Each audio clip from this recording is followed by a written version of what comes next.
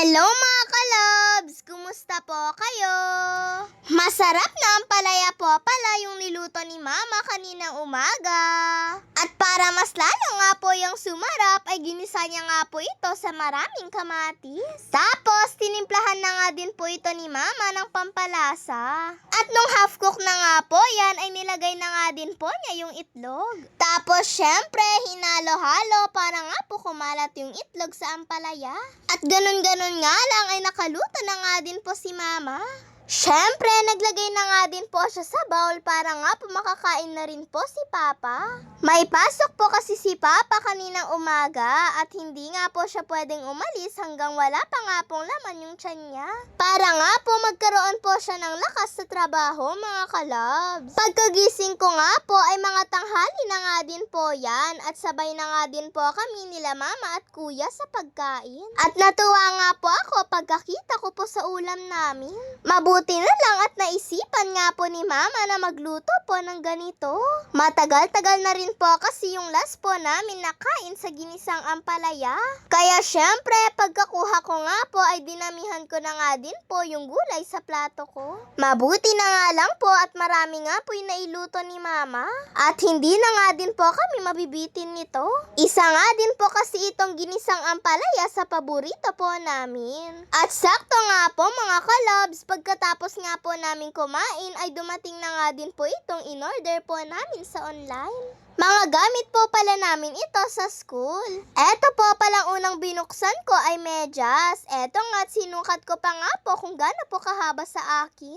At tamang-tama nga lang po yung haba niya. Maganda nga din po pala itong medyas dahil hindi nga po masyadong manipis at hindi nga din po masyadong makapal. Eto nga din po palang baby bra yung sunod ko pong binuksan. Pagkatapos ay sinunod ko na nga din po itong isa at pabango po pala yung laman nito. Pagkabukas ko nga po ay medyo malaki po pala mga kalabs. Sabi nga po ni Mama ay subukan ko nga daw pong i-spray sa akin kung okay nga lang daw po yung amoy niya. Kaya sa kamay ko na nga lang po ito in-spray. At sa totoo lang ay sobrang bango nga po nito at amoy pulbo nga po siya.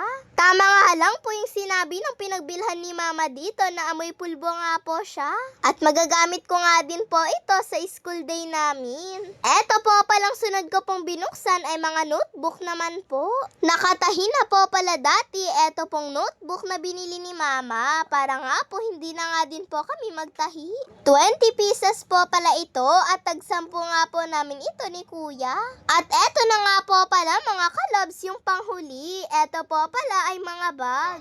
Excited na nga din po akong makita kung ano nga po yung itsura nito. Si Mama po kasi nag-order nito eh. Hinahanap ko pa nga po dyan yung color red pero wala nga po. Sa akin nga daw po kasi sana yun. Kaya lang mga kalabs ay kulay blue at saka nga po dalawang color brown yung dumating. Kaya sabi ko nga po kay Mama kung pwede ay o-orderin ko na nga lang po yung bag na nagustuhan ko sa TikTok. At okay lang naman po kay Mama. Kaya po pala 3 po itong nabili ni Mama ay tag-iisa nga po namin ito nila Papa. Tinanggal ko po pala yung plastic ng isang bag at tinignan ko nga po kung maganda nga po yung quality ng loob niya.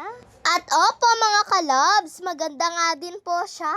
Kay Kuya nga daw po pala ito pong color blue. At kay Papa na nga lang daw po yung color brown. At si Papa nga po pala dapat yung magluluto neto pong atay balunan na ulam namin. Kaya lang sabi naman po niya ay tulungan ko daw po siya. Kaya eto at ako na nga lang po yung pinag-gisa ni Papa.